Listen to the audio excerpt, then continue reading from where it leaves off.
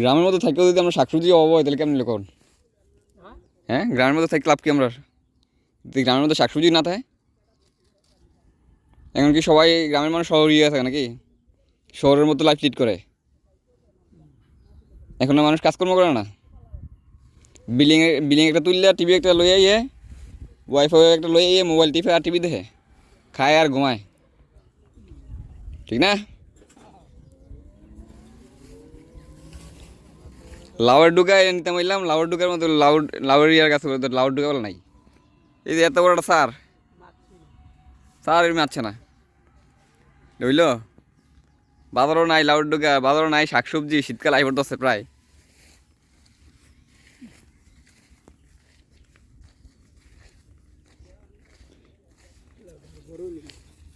এই যে মুরব্বীতে লাউ লইছি, এই লাউ ডুকা লইছি। এই মুরব্বী এই বড়া দুপুরে আইসা বাড়ির মধ্যে শাক সবজির পরিদর্শন করতেছে, কিন্তু পরিদর্শন করে লাভ কি? এই লাউয়ের ডোকাই মারছে না। লাউয়ের ডোকা আমার এই মিলাই এটি দিছে, জানি সব ফুক টুক বই রয়েছে। মাংনা না ভাই টিয়া, ওই এই যে মুরব্বী টিয়া নিবে আমার থেকে, ক্যাশ টিয়া নিব, গন্যা। আর ভিডিও করে